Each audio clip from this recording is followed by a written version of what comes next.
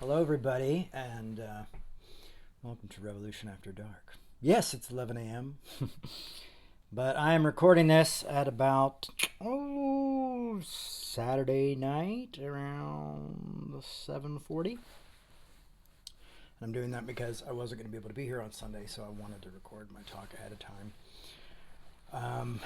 I was recording my talk, my Chinese democracy of talks. My individual versus the rebel in community, Kierkegaard, Camus talk, and I got about 30 minutes through, and I just realized like this is going to take me 4 hours. So I'm going to try to just work on it more. One day it'll come out. I'm tired of telling you it's going to come out. I feel like Axl Rose, like, oh, it's going to come out next week, you know. So maybe 14 years, and it will be not as great as anybody expected.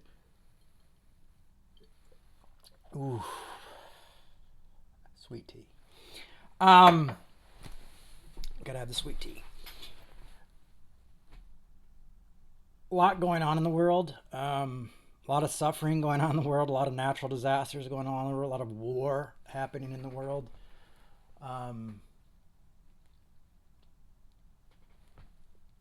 That seems personally more than I can take. I mean, today when I saw like servant robots released to the public and people movers that have no drivers, I was like, this is the end. Felt very Terminator, like, oh, this is the prequel to Terminator, or the prequel to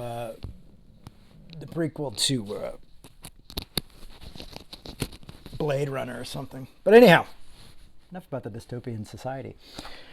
I want to talk to you guys about, if you've ever wondered, like, where did Jay get? Why is Jay always? Where did the scapegoating stuff come from? And this disagreeing well stuff and all that crap.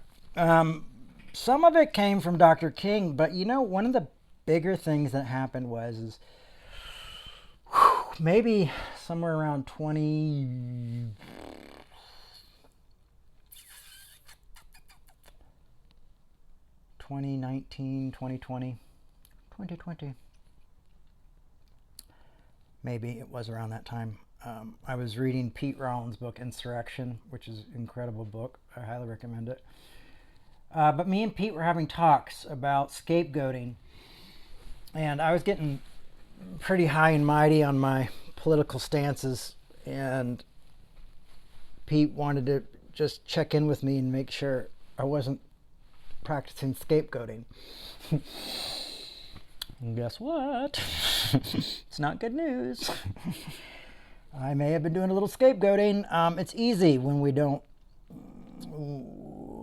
we follow the opinion of others, and we just kind of continue to go. If you ever go with the flow and you kind of just maybe stop putting the hard work in there to look deeper into things, we can do it, especially because, you know, if you're part of a community or a tribe or things like that, they're kind of like, oh, we all think this way, so it must be okay. And I've realized that that's just not the community think isn't the way I think we should be thinking. That's why I'm really interested in Kierkegaard's individual and Camus' rebel, which I think people who are part of revolution probably will identify with both of those explanations and people and characteristics.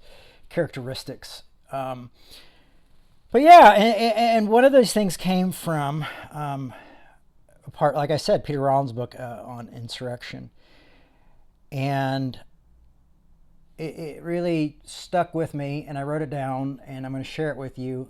And I think I talked about this like 5 or 6 years ago, maybe longer, maybe shorter, give or take a year. But this is one of the things he says is, not liberal or conservative, nothing scapegoats because we embrace the lack that can't be filled. You know, the lack. Google the lack. You'll get a lot. Or ask ChatGPT what Pete Rollins thinks of the lack. We identify with it. We die to self in a way I believe makes the world a better place and gives life more meaning in all of its ups and downs. And when you identify with the lack and you feel the lack, you can often see the lack in others. And where I really like about compassion and grace and love is that when you identify that with other people who don't realize they have it and are kind of trying to find it through either consumerism or religion or philosophy or whatever, art, whatever, collecting anything, sex, drugs, rock and roll, Jesus, we're like, oh, it's a God-shaped hole, but find out it's kind of like a black hole. Even God's like, whoa. And when we kind of replace that area of because we often find satisfaction in scapegoating. We find this satisfaction that says, well, I'm better than them, or I'm different than them. And that's tough, and there's times where people are doing the wrong thing and they need to be confronted and they need to be talked to. And we've got to speak about injustice. I think it's vital. I try to do it as much as I can in my own life. I think what's happening in the Middle East is complete injustice. I think the United States being a part of that is even worse injustice. That's my opinion. My opinion doesn't have to be your opinion. But for me, who is more of a nonviolence person who really tries to follow the teachings of nonviolence and of Dr. King and of Jesus and of other people, those are things that just seem unacceptable to me. I don't think war really serves us much of a purpose anymore, except to destroy people's lives and humanity. We could argue that for a million years, but just it doesn't seem like we're making any progress. We're just seeing a vicious cycle, unfortunately. At the same time, we see that a lot of us are even just focused on our own world and putting that out because we're in a political cycle and we're all afraid that confronting genocide that type of thing will hurt that political cycle. So we're all kind of like on a tightrope. It's exhausting and it's tough, but it's worth thinking about, and it's definitely worth talking about. I don't think silence gets us anywhere. It definitely doesn't stop anything.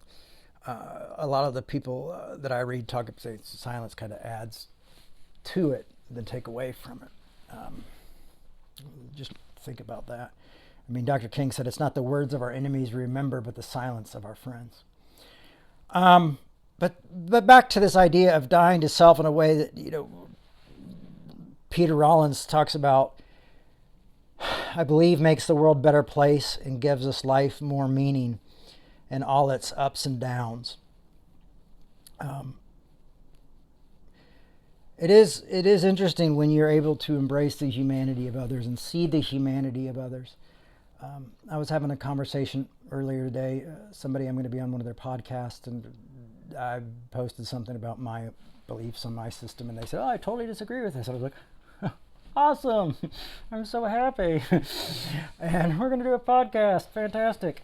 So I have to put my money where my mouth is and disagree well. No money there, just disagreeing well, unfortunately. But there is something, I have people in my lives who offer me small hopes that I disagree with, and sometimes it would be easier to scapegoat them and write them off. But it's interesting when you see that, like I said before, the empathy in a way of being able to understand the lack when it's not seen as that, when it's not embraced, when someone is trying to fill that lack with all sorts of things. It really does kind of wake you up to a strange place. And we often avoid confrontation. I'm not one who avoids confrontation, but that's because I believe that confrontation does something that helps us. It does, there's people who are just like, oh, Jay, just shut up, just talk about forgiveness and just leave it at that, and but I feel like we're almost at the point of no return, that if we don't start to disagree, if we don't start to have these conversations, then we're never going to live in a world where, the poor and the wealthy have the same rights. We're never going to live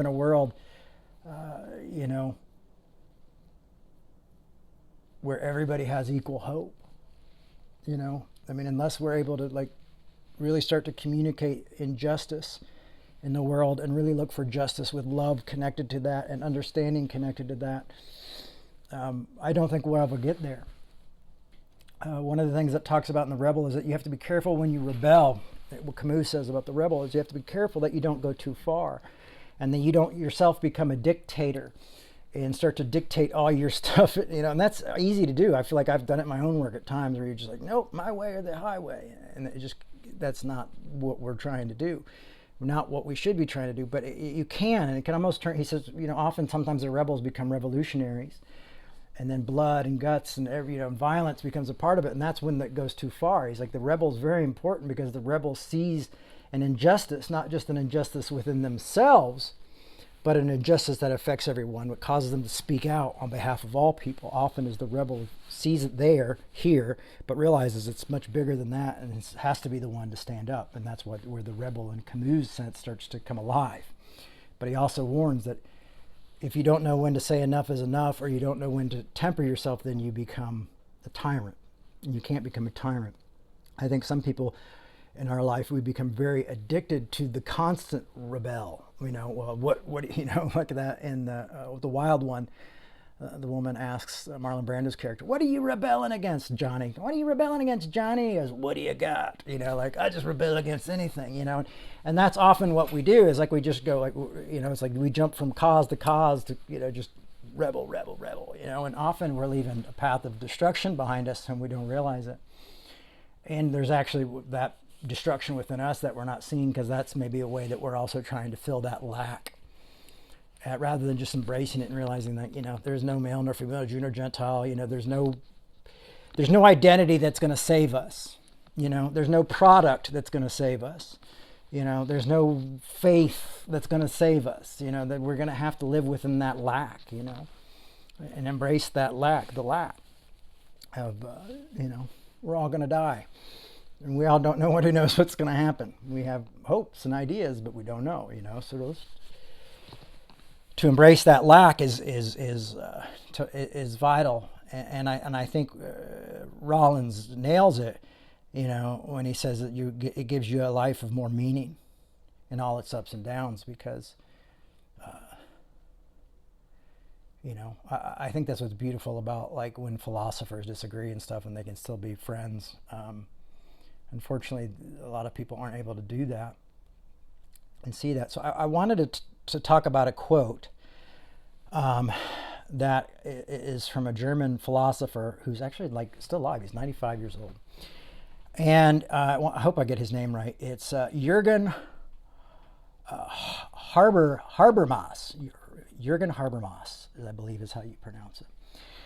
And he talks about communicative rationality, how we communicate with each other, how we disagree with one another. It's a big part of his work and his philosophy. And I wrote down some notes a long time ago that I just came across, and I was like, oh, you know what, I feel like I should share this with the folks at Revolution, because I think it identifies with when we think of following Christ or following Christianity, you know, what it really means. In a way, it kind of clicks on that grace and that no man or, you know, Jew nor Gentile, you know, not having these hierarchies or these lowarchies, if you will. So I think it's really vital, and it kind of makes some of that clear.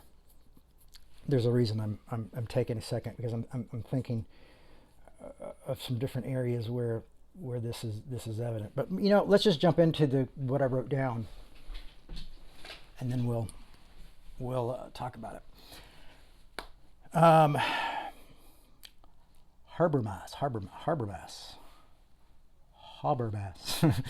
According to Habermas, the rationality that inheres in the act of speaking indicates an ultimate level of agreement that occurs whenever people speak to each other. Now, one of the things I'm not sure, I don't think this covers maybe social media or not, but I think it can. I think some people say, why do you argue? Why do you do this? Why are you wasting your time? And often I feel like it takes a much longer path and distance, much like I think it would with like people like politicians and things like that who don't like to give straight answers and things like that. It takes a lot more work to get to this recognition of humanity. When you have a screen in front of you, it's hard to see anyone's humanity except your own. And often when you talk to someone who's been so trained and so like, this is how you think, this is the when you talk to someone like a politician or someone who works for the government or has their way of thinking, it's going to take a little while for them to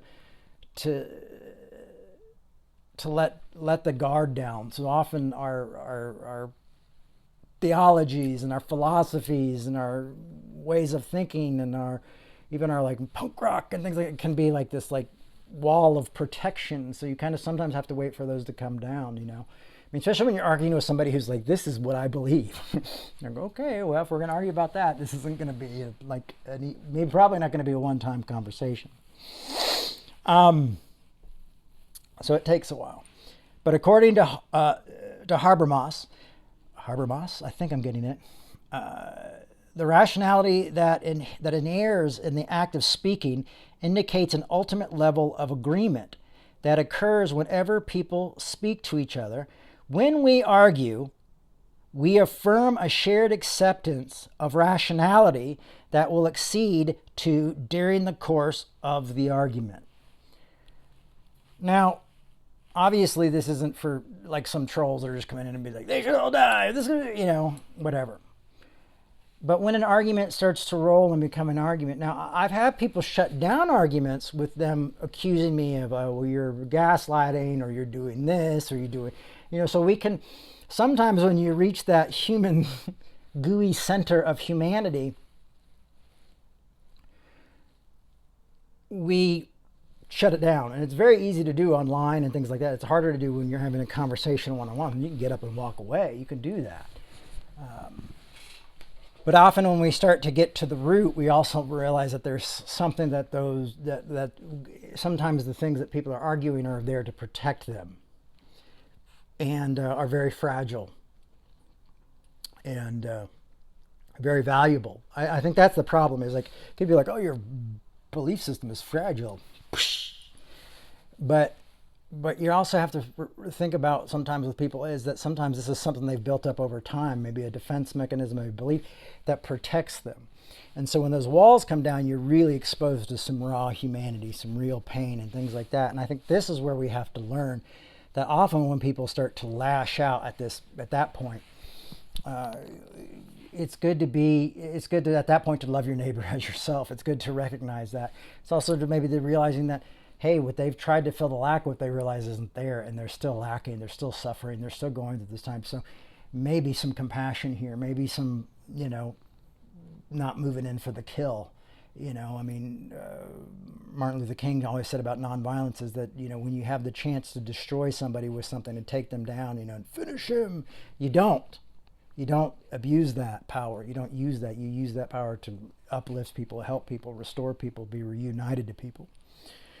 So here we have there's a shared acceptance of rationality that will exceed during the course of the argument. And I know rationality doesn't seem like anything in this world anymore in some ways because we see so much crap in the media and in social media and films and in papers and just So, and in some ways we just have to be aware that, we're going to have to, that's something that is part of life now, something that we have to wrestle, part of something that we have to accept. And it does almost in a way want us to scapegoat the other and create an identity that we can lean on and trust in and then find our needs in, because then we become great at we know what products to send to you, we know what emails to send to you, we know what news stations to send to you, we know, you know what I mean? It's always good when you can confuse the algorithm a little bit, you know what I mean? By what you think and what you said. What did he send? Do we send him this right wing thing? This left wing? What's going on here? I'd probably just send him some stuff for erectile dysfunction. I think that's what would really do it. Boop. um,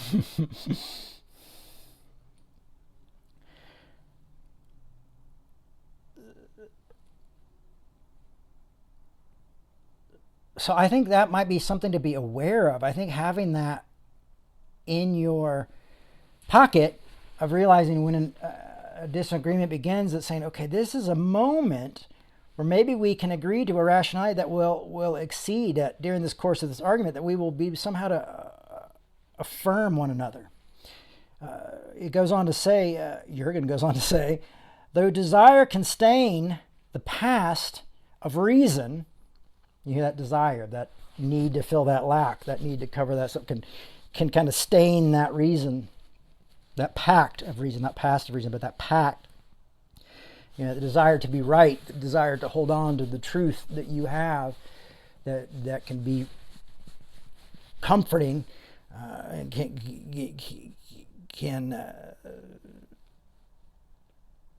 can take that strain, that pact of reason, that underlines speech that cannot evict. It's the rationality that inheres in discourse, propels us beyond our particular desire, and creates the basis for an ethical relation with others. And so this idea that, you know, that this strain, the pact of reason, you know, the desires constrain this, the desires that we have to be right, the strain, we have to be correct, we have to not be hurt, or to be said the right thing, or to, you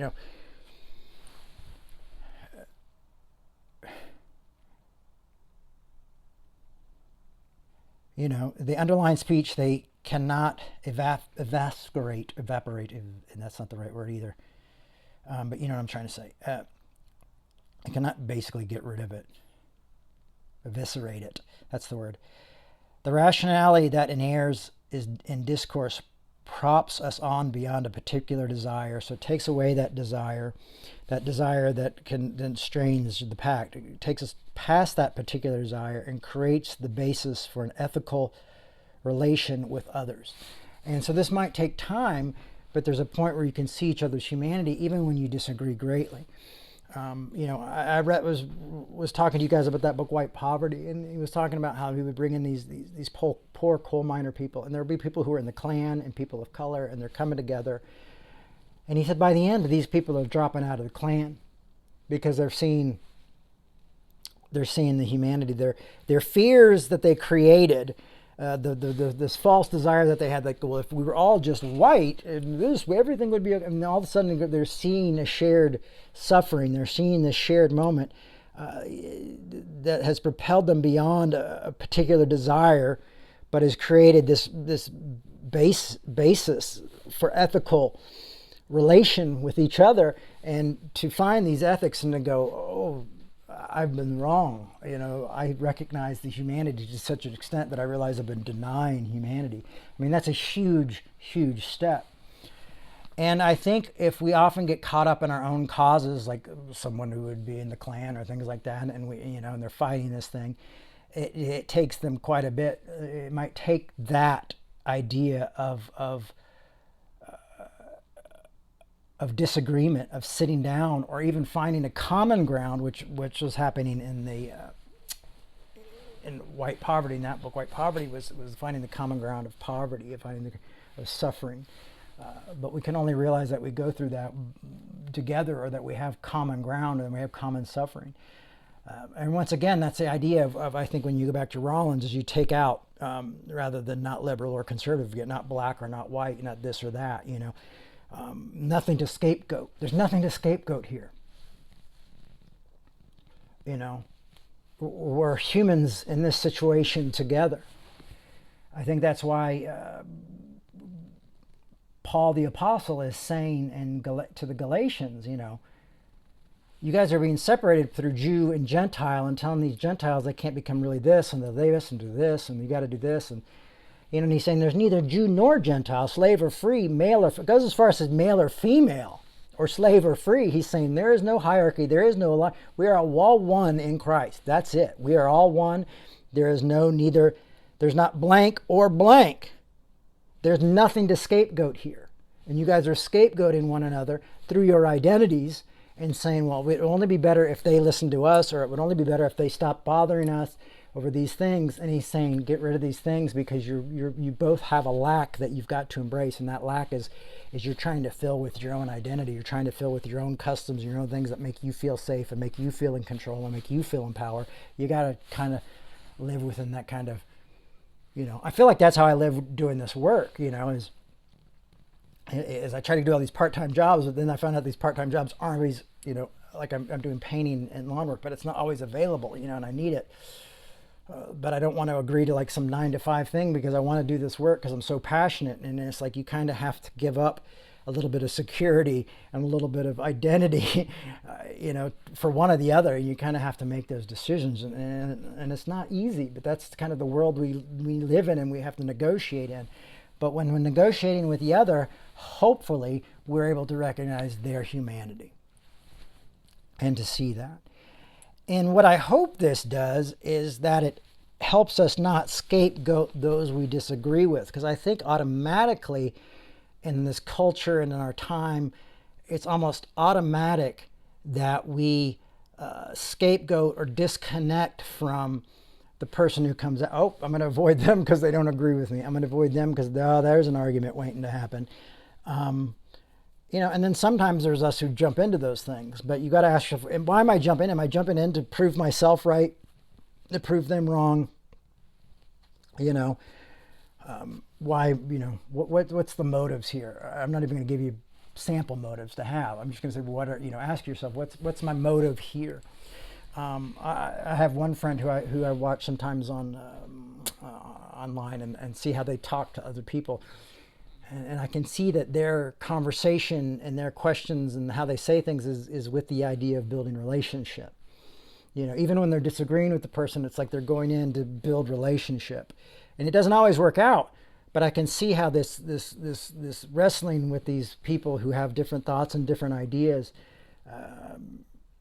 and just coming in a very hands up way almost, ends up building a conversation. And then I've also saw them post things where people said that they were like the devil and they were bad and things like that.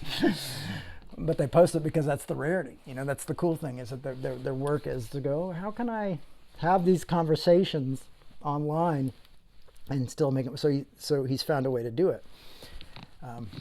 Talking about you, Josh. So that's like really positive, right? And there's ways to do that.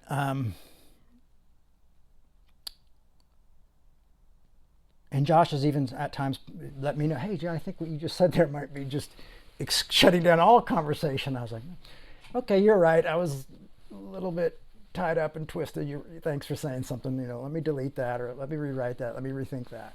Or other times I'm like, I was right. That's what I was supposed to say. Whatever. Right? But the point is that's part of friendship. That's part of relationship. That's part of any time you're in relationships with others. You're going to have that. But I think we both know that we have lots of lack to lack. We have a lot to lack and lots of lack to give. So I think that's something that's worth thinking about, is how we can better do that. But also, okay, hey, arguments aren't the end of the world. I mean, I grew up where I tried to, in an environment where I tried to avoid disagreements. I tried to be a people pleaser. I tried to avoid, I was a peacemaker, but I was a peacemaker just out of the fact that my anxiety was so high that I just was like, let's shut down the conversation, and visit this at a later date. And the problem is a later date eventually comes, and then the mess is still there. That's something I learned over time, as I was like, okay, well, hey, let's move this to this. So let's do this over here, and then eventually over here into this comes. And then you have dealt with this reality of I just wanted it to go away, and instead of solving it, I just put it off until later. So I guess what I'm trying to say is, for all of us, is it's not fearing the disagreeing and realizing that that's just a part of our humanity in life that's becoming more and more a part of our humanity in life, and that we learn to do that. I think living in New York for 7 years was great because you learn to you can disagree passionately there with people that you've barely known, and you just go along your way, and it's kind of this idea. And I remember the difference it was from like living in New York from 7 years, where you on a public transit where everybody's different, everybody's unique. You have the strangest conversations. We're waiting in line to order something, and if you're like 2 seconds late, someone behind you yelling, or they're just taking your order and you've been skipped, whatever. Just a different way of thinking. So like the week I moved to Minnesota and was trying to open up a P.O. box, and I got yelled at, and I was mad, and I yelled at them, which in New York, it would have been like nothing, and I would have gotten the P.O. box, but then I was kicked out of the store, because it was different. We had different ways, there's different ways of dealing with people in Minnesota. My Minnesota friends are like, okay, you can't use profanity ever, because that's an automatic shutdown. You can't do this. And I'm like, okay, good to know. In New York, I've been dealing with people in a different way, because that's how we learn to deal with each other, because there's just so many people with so many different ideas and so many different opinions that, disagreeing isn't the end of the world. I mean, half the time you're sitting down eating, you're sitting with a stranger who's completely different than you're just eating your sandwich, just got to make the day go by, got to eat food. You got to eat food too. We're eating food, and maybe a conversation happens. Probably not, but maybe. So I think there's a beauty in embracing this type of idea that that even by arguing, we enter into a level of agreement that occurs whenever people speak to each other, at least to recognize each other's humanity. And it's almost like, in a way, it's a strange type of social contract, if you will, like when I do a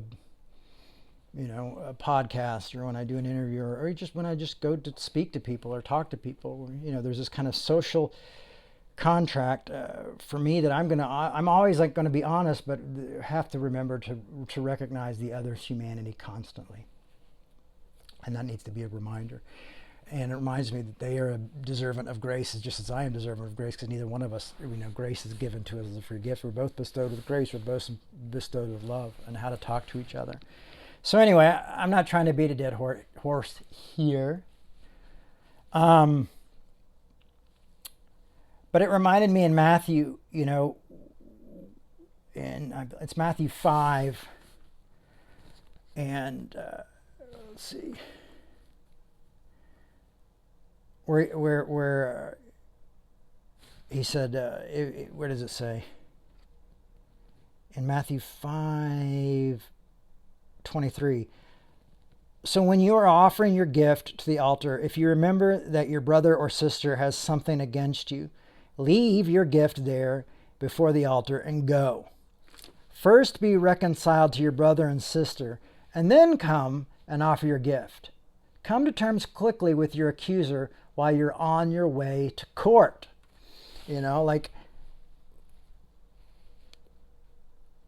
Find an agreement. Come quickly with your accuser.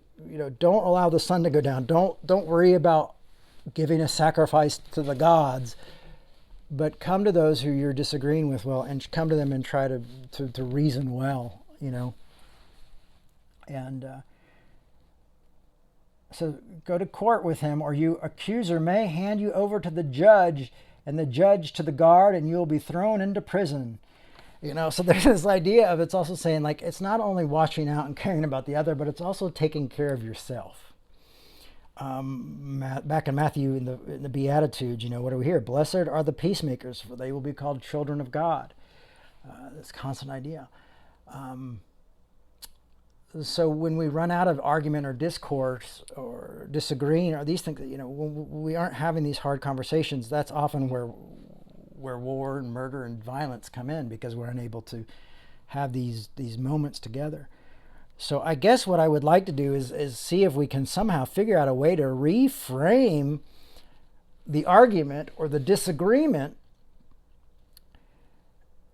and realize that even that is leading us into agreement, a level of agreement of what's going to happen when we speak to each other. When we're arguing, we are affirming a shared acceptance of rationality that will exceed that during the course of the argument. We're at least accepting that we're both going to be rational. That's how it happens when someone says something mean or they say something hurtful that has nothing to do with the conversation. Or, we kind of both automatically know the argument's either over or they've gone too far or you've gone too far. And you wince either because you've been hit or because you hit with something that wasn't part of that agreement, that was not even spoken of. It's almost an unconscious agreement of going into the argument. And I hope we don't lose that art, that we're able to look at that as though we look at anything in the days in our lives. I mean, really, most of our jobs are trying to figure out a problem or solve a problem or help something come, and that's the same with like a job, with a product, with a person, with a war, with a disagreement. There's just different stakes there, but it's always trying to work out these issues and these problems. It's like almost like math in so many ways, and if we're able to see it more of that way, of something that, hey, this is maybe something possible to solve. It might not be solved now, and this might be something I'm learning now, so when I move on later, that I'm able to solve a greater issue, a greater problem. To be able to have a harder conversation, one that even has higher stakes with someone I love or care about, rather than just a stranger. That that now I'm, those moments, or maybe I'm bringing peace between two people who have not had peace in years. When you look at someone like John Hume, who said, I'm on this side, but both sides have to be at the table. We all have to do this together. There's something in his life that led him to realize that no one gets the corner on the truth at that point, of when you're at that point of just such loss and such violence and such division. You go like, we both have to come together and kind of take responsibility for what we've done and where we're at, and we have to make this. We have to find peace together now. And so that's that. I think that's what I get from following Christianity. I think that's what I get from looking at people's lives. Of I don't wish anyone to be arguing all the time. But I also feel like we've got to have more people who are willing to do it in a loving way, in a graceful way, in a way that allows that social contract to be written, of recognizing the other people's humanity, and it doesn't become so bad. I know for me, like, I have different people that I know that if I argue with this person, that we're not going to probably talk for a few days. I have another friend, my friend Tony Jones, that I'm like, I know if we argue, like 5 minutes after we know the argument's over, that we're just nothing. Well, we're going to do this, we're going to do that. Oh, we already had the argument. Well, we'll talk about it later, figure it out later. We can't figure it out now. We got to go eat, whatever. So you have certain people in your life who deal with those situations differently as well. And and my friend Tony is like this type A person, so he's able to do that. I am the opposite, but I will tell you, I'm grateful for that. And it taught me a lesson, that like not hold on to things when, that, because it gives me peace. I'm like, well, if that gives me peace and helps me a little bit to let things go like that, maybe I need to let things go a little bit more myself, and not hold on so much, or grudge, or sit up all night and worry, do they hate me, or to make it clear, like, hey, that was the conversation. That's what needed to happen. Anyway, I know I'm all over the place, but honestly, I just gave a 30-minute sermon on Kierkegaard and Camus and thought it was trash. So this is my really second talk of the day. But this one had also been on my heart. I've been looking through my notes and I kept reading over this Jürgen Habermas quote, and I kept thinking about wanting to talk to you guys about it. And I know we've talked about it, like Hegel also says something very similar as well. And I talked about it there, but I felt like Habermas had really brought it at a more clear way of that. So I'll read that one more time and then we'll just call it a day. According to Habermas, the rationality that inheres in the act of speaking indicates an ultimate level of agreement that occurs whenever people speak to each other. When we argue, we affirm a shared acceptance of rationality that will exceed during the course of that argument.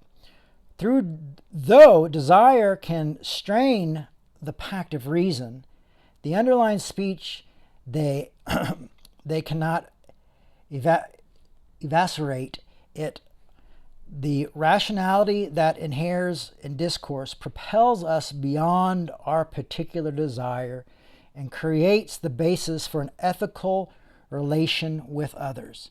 And I think that's what we'd all really like, is that knowing that there's some sort of ethical relation with others. But that also requires us not to scapegoat and understand the nuances and the differences of people's lives, and that some people just think differently than we do, and they might have not had the opportunities to think the way we do, and we might be the person bringing that opportunity to them. So before you jump and go, well, you didn't learn everything I learned, you might maybe think, hey, I might be this person, I might be that role in this person's life that someone played for me a long time ago. And a little bit of empathy will go a long way. So thanks for listening, everybody. As always, can't do revolution without you. I hate asking for money. I feel like I have to do it all the time now because things have been so tight, and I get it. The world is really tough, and it doesn't seem like things are getting easier for anybody. But we'd much rather have you than your money, as always. That's the point of this, is bringing people together and being with you wherever you're at, whatever state you're at. There's no expectations here. It's a lot easier when you're just watching each other online and talking to each other through the internet. But everybody's welcome, and that's what I like about this. As I was saying last week, it was like seeing that play about my parents and them talking about, like in the play, like, well, we can just, nobody has to walk into a church door, no matter what anybody's going through, we can be there. And I think that's what's great about this form of a gathering, is being online, is it kind of allows us all to be in each other's living rooms in a really interesting, unique, different way. But we can't do it without you. So if you want to support this work, you can go to revolutionchurch.com and make a donation there. Our budget is about $4,000 a month. So that's where we're at, and that's what I'm always working on trying to raise. I have to raise $2,000 every 2 weeks is kind of where we're at. And part of that is my salary, and the other part of that goes to paying the bills, paying the folks that handle all our finances and make sure the checks are written, make sure the taxes are paid. Yes, nonprofits do have taxes and things like that. Maybe if we owned a building or something, but we don't own a building. And for being online and for anything. Actually, lately I used to have a little budget for books. I don't anymore, so I'm buying my own books right now.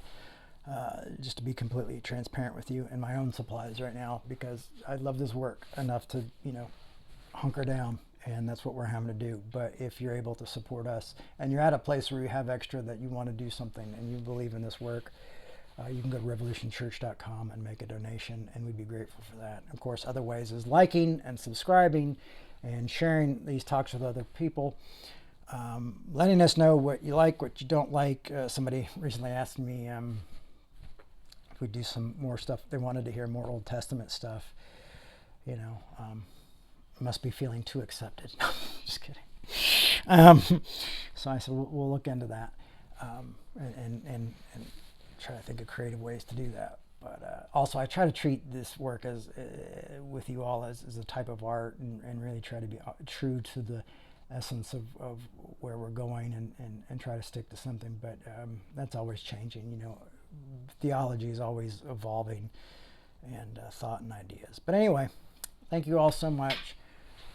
Hope you have a great week, and who knows if we'll ever get to the Chinese democracy sermon. That's probably what I'm going to have to call it at this point, because we don't know if it'll ever happen, but I'll continue to work on it and try to get that philosophy whittled down to more of like a 45-minute to an hour talk, rather than what I realized was just never going to end type of talk.